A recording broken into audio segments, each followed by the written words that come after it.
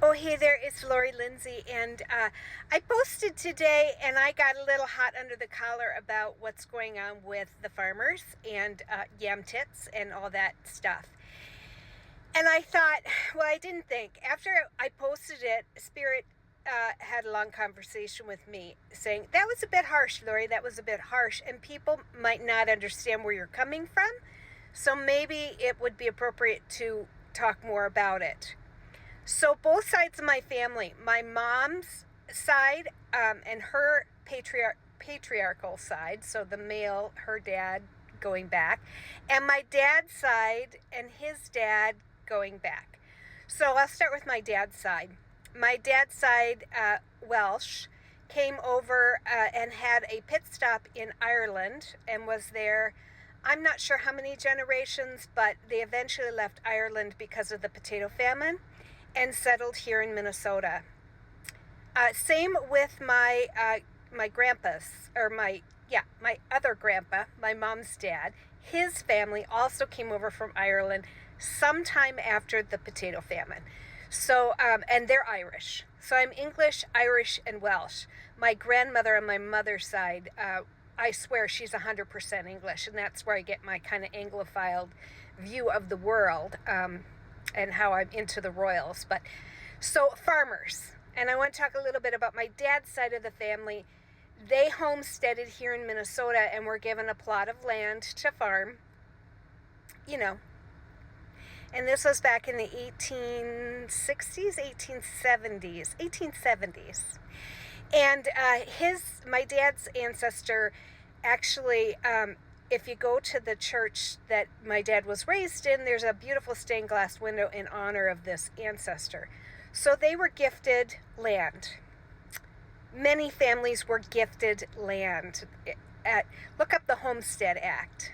So many farmers today got their farmers from previous, their parents. Some of them had to buy them out and some of them were just gifted. So a little history lesson there. Also, I wanted to share that this country has a history of bailing out certain groups and refusing to bail out other groups.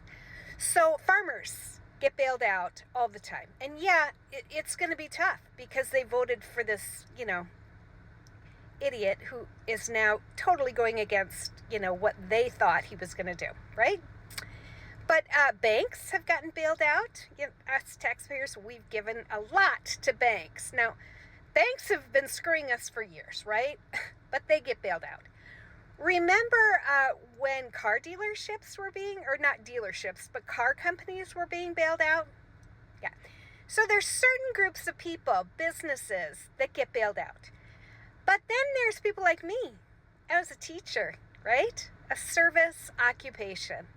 And when the government said, hey, we're going to help out teachers or people who did public service, we're going to help them out with student loans. Now, I could do a whole video on how I got screwed over with student loans and how in my master's program I took out $40,000 for my master's program, right? To become an administrator. And within a few years, I owed over $100,000. And that bill never, ever went down until I got forgiveness. Because of the way it was structured. They changed the laws about 6-7 years after I took out those loans, and both sides of the aisle decided that it would be better if we did them like home loans. Used to be if you paid for 10 years, you got, forgiven. So I paid like double the amount that I owed. So I owed $100,000. And my balance was $200,000. I paid like $200,000 for these loans that I took out were $40,000. So think about that the next time you bitch and moan about loan forgiveness. It's not just about the young folk that are coming out of school.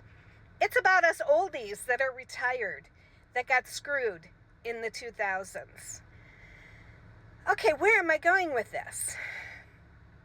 Where I'm going with this is that this whole situation that we're living in right now is not working for the average Joe.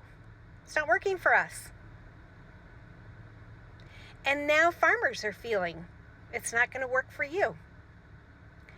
And to be honest, I think it's just the 1% of the 1% that it's working.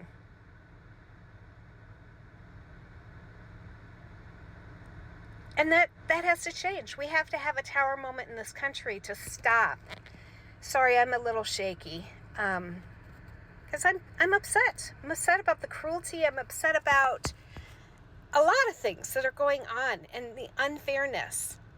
Our neighbors here are renting. Well, they're renting on both sides now. We're homeowners, but our neighborhood has turned into rentals because middle-class folks like me go on to get another house, and then they keep the house they're in, and then they charge ungodly amount of rent. So on both sides of us, they're paying double the mortgage. And keep in mind that our mortgage, we're paying our mortgage off, so we refinanced to a 10-year about, I don't know, maybe 10 years ago we did that, so we could pay off our home by the time my husband retired. So our thing is already high. You know, we're paying more than like a 30-year payback. But these people are paying double in rent. You know, and my son and his girlfriend, the mother of my grandchildren, I can't believe how much money the world costs them. Like, their daycare bill is higher than their rent. When are they ever going to be able to get above that? I don't know. This is just spicy Laurie's commentary on the world today. You know, I also have a migraine, so that kind of brings out my spiciness too. And it's not working. It's not working. So welcome to the club, farmers. Help us fight this battle. Help us.